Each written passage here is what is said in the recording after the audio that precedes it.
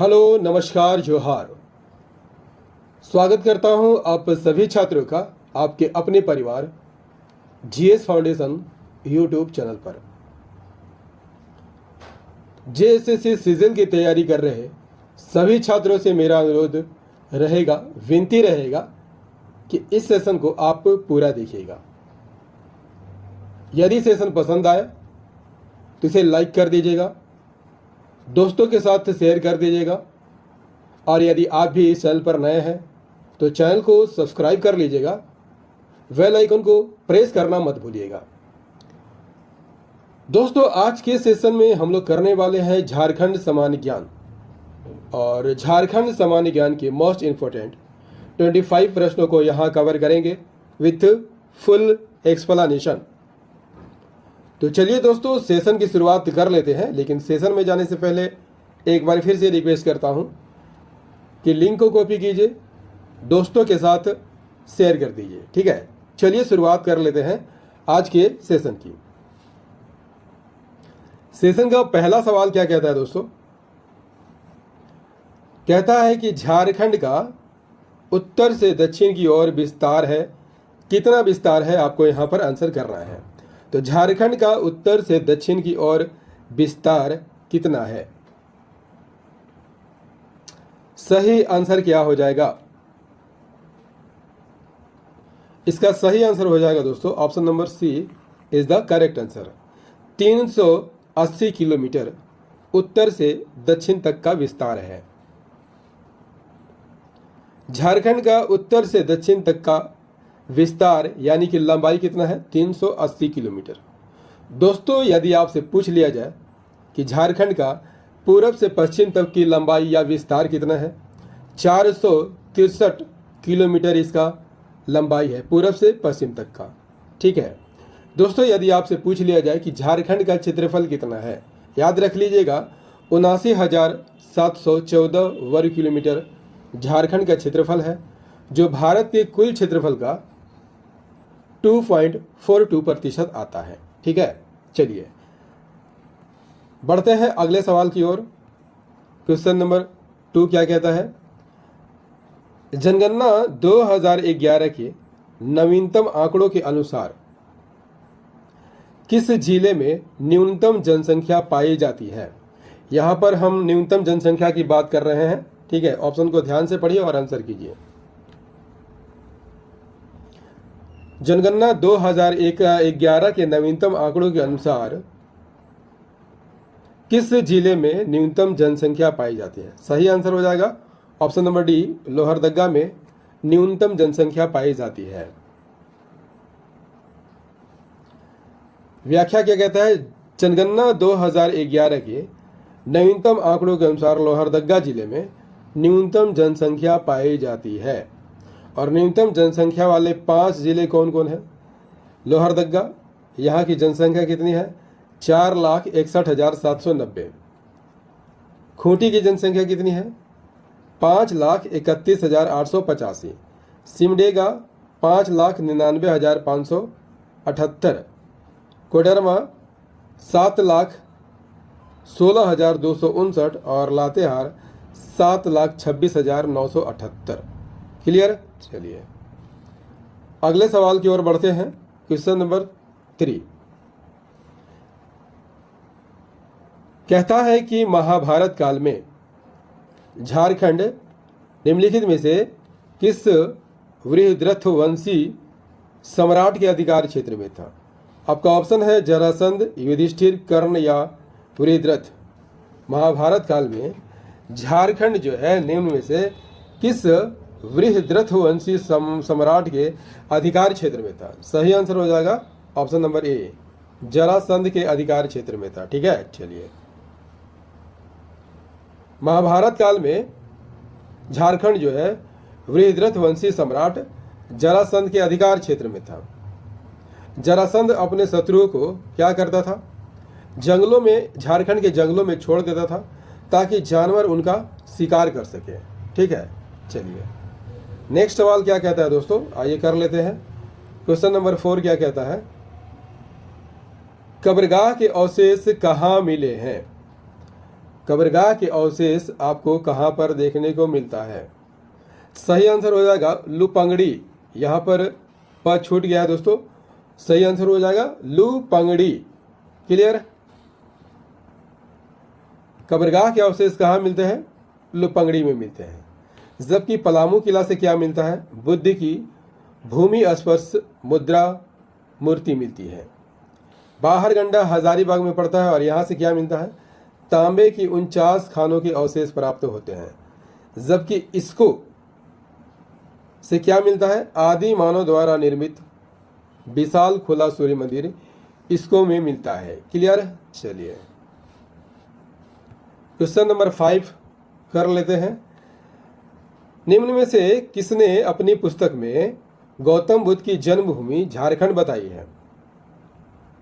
गौतम बुद्ध की जन्म की बात कर लिया जाए दोस्तों तो आप सभी जानते होंगे कि नेपाल के लुम्बिनी नामक स्थान पर हुआ था।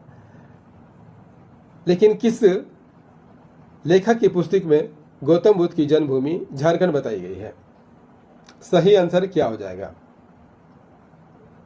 इसका सही आंसर हो जाएगा ऑप्शन नंबर सी, डॉक्टर वीरोतम ने यह बताया है अपनी पुस्तक में कि गौतम बुद्ध की भूमि कहां पर है? झारखंड में है। वीरोतम ने अपनी पुस्तक झारखंड इतिहास एवं संस्कृति में, याद कर लीजिएगा, झारखंड इतिहास एवं संस्कृति में गौतम बुद्ध की जन्मभूमि कहां बताई है? झारखंड बताई है। ठीक है, चलिए next question, question number 6।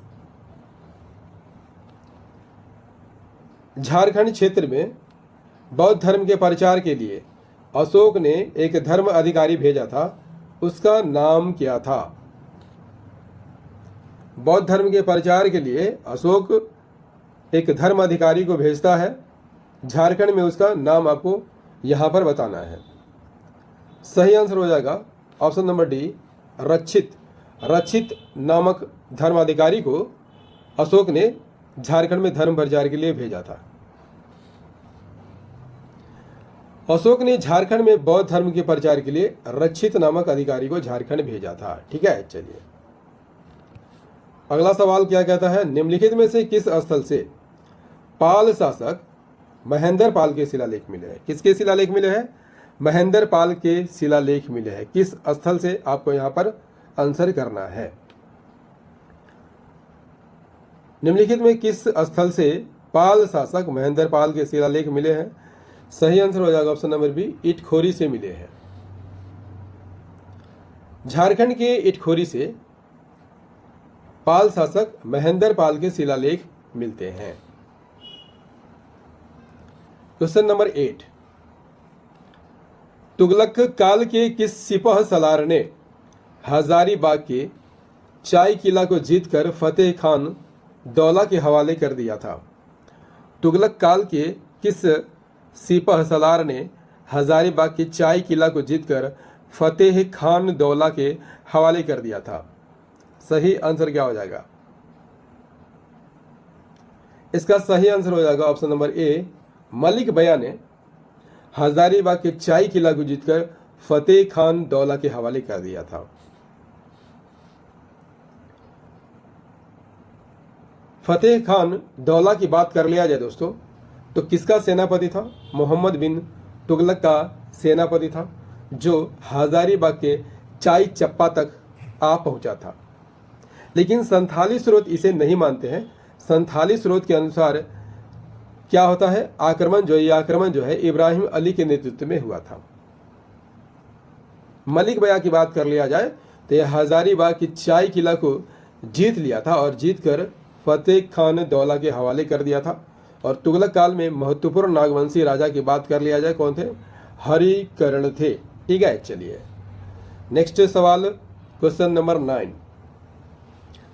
Mughal शासक अकबर ने झारखंड को अपना करदाता प्रदेश बनाया था। कब बनाया था? आपको यहां पर आंसर करना है। चलिए फटाफट आंसर को करते चलिए। मुगल शासक अकबर ने कब झारखंड को अपना करदाता प्रदेश बनाया था? सही आंसर हो जाएगा ऑप्शन सी, 1585 में। मुगल शासक अकबर 1585 में झारखंड को अपना करदाता प्रदेश बनाया था। नेक्स्ट सवाल क्या कहता है दोस्तों, क्वेश्चन नंबर 10 क्या कहता है, औरंगजेब की मृत्यु के बाद स्वतंत्र हुए खुखरा प्रदेश को किस गवर्नर ने पुनः मुगल शासन के अधीनस्थ किया था? सही आंसर कीजिए, फटाफट आंसर कीजिए। औरंगजेब की मृत्यु के बाद, आप सभी जानते होंगे दोस्तों कि औरंगजेब की मृत्यु कब हुई थी? सन 1707 में हुई थी।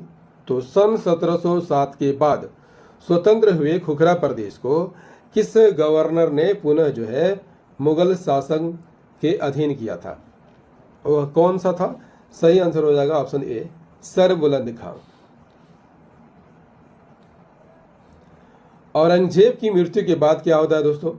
झारखंड का खुखरा प्रदेश जो है स्वतंत्र हो जाता है और गवर्नर सरबुलंद खां ने 1717 में जो है फिर से मुगल शासन के अधीनस्थ कर देता है। सरबुलंद खां की बात कर लिया जाए तो बिहार का सूबेदार होता है और 1717 में रघुनाथ शाह पर, ठीक है, रघुनाथ शाह पर आक्रमण कर देता है। रघुनाथ शाह 1 लाख रुपये नजराना देकर अपनी जान बचाता है। ठीक है, चलिए क्वेश्चन नंबर 11, झारखंड में अंग्रेजों का आगमन सर्वप्रथम किस क्षेत्र में हुआ था? आसान सा सवाल है दोस्तों, परीक्षा में यह सवाल बार बार रिपीट किया जाता है। झारखंड में अंग्रेजों का आगमन आप सभी जानते होंगे 1767 में हुआ था। किस और से हुआ था आपको यहाँ पर आंसर करना है। झारखंड में अंग्रेजों का आगमन सर्वप्रथम किस क्षेत्र में हुआ था? Answer is the option number ए, सिंहभूम क्षेत्र में हुआ था। झारखंड में अंग्रेजों का आगमन कब हुआ था? 1767 में हुआ था। किस ओर से हुआ था? सिंहभूम से हुआ था। और जब अंग्रेज जो है झारखंड में प्रवेश करते हैं तो ढालभूम पर किसका राज्य होता है? ढालभूम राजाओं का राज्य होता है। पोरहट पर सिंह राजाओं का शासन होता है और कोल्हान पर हो लोगों का शासन चल रहा होता है। क्लियर? चलिए हमारा अगला सवाल क्या कहता है दोस्तों, क्वेश्चन नंबर 12, ढाल विद्रोह का प्रारंभ कब हुआ था? बता चुका हूं दोस्तों, कई बार मल्टीपल बार पढ़ा चुका हूं। ढाल विद्रोह का प्रारंभ कब हुआ था? सन 1767 में हुआ था। ढाल विद्रोह का प्रारंभ कब हुआ था? 1767 में हुआ था। किसके नेतृत्व में? जगन्नाथ ढाल के नेतृत्व में हुआ था। यह विद्रोह 1767 से 1777 तक 10 वर्ष तक चला था।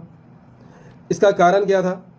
जब कंपनी सरकार जो है जगन्नाथ ढाल के भाई को, इसका नाम क्या था? नीमू ढाल। जब जगन्नाथ ढाल के भाई नीमू ढाल को राजा बना देता है तो जगन्नाथ ढाल जो है विद्रोह कर देता है और यह विद्रोह जो है 1777 तक चलता है। कब तक चलता है? जब तक जगन्नाथ ढाल को पुनः राजा नहीं बना दिया जाता। क्लियर? चलिए क्वेश्चन नंबर 13 कहता है कि रोहिणी किस रेजिमेंट का मुख्यालय था? आसान सा सवाल है दोस्तों, सही आंसर हो जाएगा ऑप्शन बी, 32वीं इन्फेंट्री रेजिमेंट का मुख्यालय था। यदि आपसे पूछ लिया जाए दोस्तों कि 1857 का विद्रोह झारखंड में कहां से प्रारंभ हुआ था? देवघर के रोहिणी गांव से प्रारंभ हुआ था। कब से हुआ था? 12 जून 1857 से। और यहाँ पर 32वीं रेजिमेंट यहाँ कार्य कर रही थी और यहाँ के सैनिकों ने, याद कर लीजिएगा, नॉर्मन लेस्ली की हत्या कर दी थी। इसी कारण जो है यहाँ पर 1857 का विद्रोह प्रारंभ हो गया था। यानी 1857 का विद्रोह जो है नॉर्मन लेस्ली की हत्या के बाद यहाँ से शुरू होती है। 32वीं रेजिमेंट का प्रमुख कौन था उस समय? मैकडोनाल्ड थे। ठीक है, और गवर्नर जनरल कौन थे? लॉर्ड कैनिंग थे। आप सभी जानते होंगे 1857 का विद्रोह जो है भारतीय इतिहास की एक महत्वपूर्ण घटना है। याद रखिएगा। बढ़ते हैं अगले सवाल की ओर। क्वेश्चन नंबर 14 क्या कहता है दोस्तों? क्वेश्चन नंबर 14, झारखंड में असहयोग आंदोलन का प्रारंभ कब हुआ था? झारखंड में असहयोग आंदोलन का प्रारंभ कब हुआ था? सही आंसर हो जाएगा 1921 में हुआ था।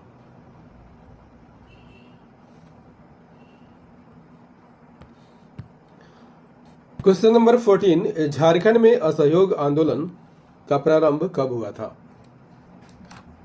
झारखंड में असहयोग आंदोलन का प्रारंभ कब हुआ था? Answer is the option number C, 1920 में हुआ था। झारखंड में असहयोग आंदोलन कब प्रारंभ हुआ? सन 1920 में प्रारंभ हुआ था।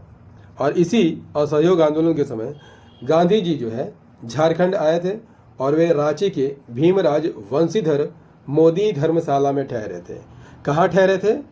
रांची के भीमराज वंशीधर मोदी धर्मशाला में ठहरे थे।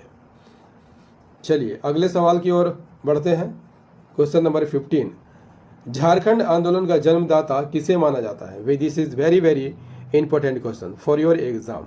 झारखंड आंदोलन का जन्मदाता किसे माना जाता है? आंसर इज ऑप्शन ए, जे बार्थोलोमन को। यदि आपसे पूछ लिया जाए दोस्तों कि क्रिश्चियन स्टूडेंट ऑर्गेनाइजेशन की स्थापना कब हुई थी और किसके द्वारा की गई थी, तो याद रखिएगा स्थापना 1912 में हुई थी और इसकी स्थापना बार्थोलोमन ने रांची में की थी। इस संस्था का क्या उद्देश्य था दोस्तों? इस संस्था का एकमात्र उद्देश्य गरीब ईसाई विद्यार्थियों को आर्थिक मदद पहुंचाना था। लेकिन बाद में जो यह संस्था थी आदिवासियों के सामाजिक और आर्थिक उत्थान में भी कार्य करने लगी। ठीक है, चलिए क्वेश्चन नंबर, जे बार्थोलोमेन की बात कर लिया जाए तो कहाँ के निवासी थे? चाईबासा के निवासी थे और वे बंगाल के ढाका विद्यार्थी परिषद जिसकी शाखा रांची में स्थित था उसका संचालन करते थे। और जे बार्थोलोमेन के ही झारखंड आंदोलन का जन्मदाता, जनक या पिता माना जाता है और वे कोलंबस कॉलेज के छात्र थे, याद कर लीजिएगा। क्वेश्चन नंबर 16, जनसंख्या की दृष्टि से झारखंड की जनजातियों में संथाल का कौन सा स्थान है? पहला, तीसरा, दूसरा, चौथा? आंसर इज ऑप्शन नंबर ए, पहला स्थान था। संथालों की बात कर लिया जाए तो जनसंख्या की दृष्टि से झारखंड की जनजातियों में संथाल पहले नंबर पर आते हैं। इनका निवास स्थान कहाँ है? संथाल परगना है। और संथाल जो है इनकी रक्त समूह कौन सी होती है? बी रक्त समूह इनमें पाई जाती है। संथाल जनजाति झारखंड में प्रवेश करने से पूर्व क्या कहलाते थे? खैरवार कहलाते थे। क्लियर? चलिए क्वेश्चन नंबर 17, झारखंड की कुल जनसंख्या में सादानों की भागीदारी कितनी प्रतिशत है? Answer is option C, 65%।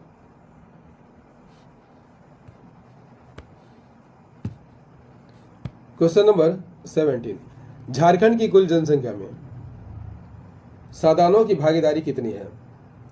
Answer is option B, 60%। Jharkhand की कुल जनसंख्या में सादानों की भागीदारी कितनी है? 60% है। सादान की बात कर लिया जाए तो ये शब्द जो है किस भाषा से रिलेटेड? नागपुरी भाषा से रिलेटेड है। और प्रजातीय दृष्टि से सादान देखा जाए तो आर्य की श्रेणी में आते हैं। क्वेश्चन नंबर 18 क्या कहता है दोस्तों? निम्नलिखित में से किस विवाह में लड़की का अपहरण कर शादी की जाती है? किस विवाह में लड़की का अपहरण कर लिया जाता है और शादी की जाती है? तो ऑप्शन को ध्यान से पढ़िएगा तो आप आसानी से आंसर को कर लीजिएगा दोस्तों। तो सही आंसर हो जाएगा ऑप्शन बी, हरण विवाह में। हरण विवाह क्या है दोस्तों? इसमें लड़की का अपहरण कर लिया जाता है और शादी कर ली जाती है। और यह विवाह जो है ज़्यादातर सौरिया पहाड़िया जनजाति में ज़्यादा प्रचलित है। क्वेश्चन नंबर 19, झारखंड का सबसे मशहूर लोक नृत्य कौन है? ये भी सवाल काफ़ी इंपॉर्टेंट है दोस्तों। झारखंड का सबसे मशहूर लोक नृत्य की बात कर लिया जाए, answer is option number A, Chhau नृत्य। झारखंड का सबसे मशहूर नृत्य कौन है? छऊ नृत्य है। और यदि आपसे पूछ लिया जाए तो छऊ नृत्य सबसे ज़्यादा कहाँ पर होता है? सरायकेला खरसावां जिले में होता है। याद कर लीजिएगा दोस्तों, सरायकेला के ही एक राजकुमार थे, उनका नाम क्या था? सुधेंदु नारायण सिंह। याद कर लीजिएगा, इस नाम को परीक्षा में पूछा जाता है।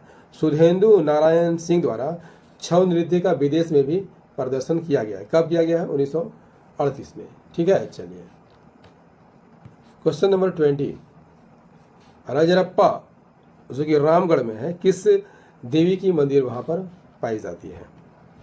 Answer is the option number D, छीन मस्तिका मंदिर वहां पर देखने को मिलता है।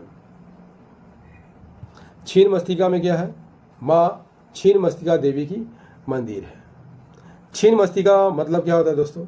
जिसका सिर कटा हुआ हो। ठीक है, छीन मस्तिका मंदिर जो है किस नदी के किनारे स्थित है? दामोदर और भैरवी नदी के किनारे स्थित है। ठीक है, और यह देश के 51 शक्तिपीठों में से एक माना जाता है। और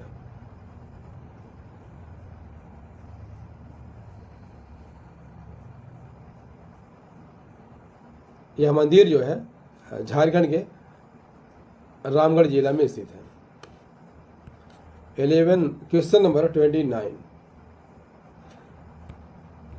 क्वेश्चन नंबर 21 क्या कहता है? झारखंड का क्षेत्रफल कितना है? बता चुका हूं दोस्तों, झारखंड का क्षेत्रफल 79,714 वर्ग किलोमीटर है। झारखंड के क्षेत्रफल की बात कर लिया जाए कितना है? 79,714 वर्ग किलोमीटर, जिसमें ग्रामीण क्षेत्रफल 77,922 वर्ग किलोमीटर और शहरी क्षेत्रफल 1792 वर्ग किलोमीटर माना जाता है। और झारखंड का क्षेत्रफल भारत के कुल क्षेत्रफल का 2.42% है। क्लियर? चलिए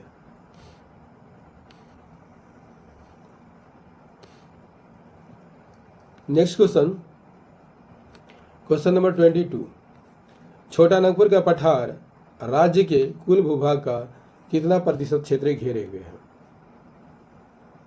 सही आंसर हो जाएगा ऑप्शन सी, 47.8% क्षेत्र घेरे हुए हैं। छोटा नागपुर का पठार राज्य के कुल भूभाग का 47.8% जो है घेरे हुए हैं। अगले सवाल का आंसर कीजिएगा दोस्तों, झारखंड में वर्षा किस मानसून से होती है? किस मानसून से होती है? सही आंसर हो जाएगा दक्षिण पश्चिम मानसून से होती है।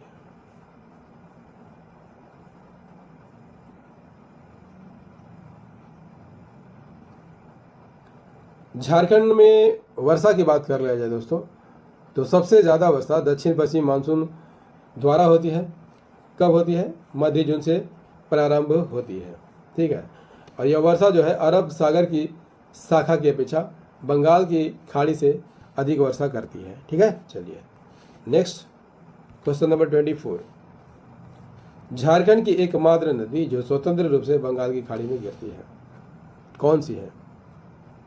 झारखंड की एकमात्र नदी है, स्वतंत्र नदी है, जो बंगाल की खाड़ी में गिरती है। सही आंसर क्या हो जाएगा दोस्तों? सही आंसर हो जाएगा ऑप्शन सी, स्वर्ण रेखा नदी।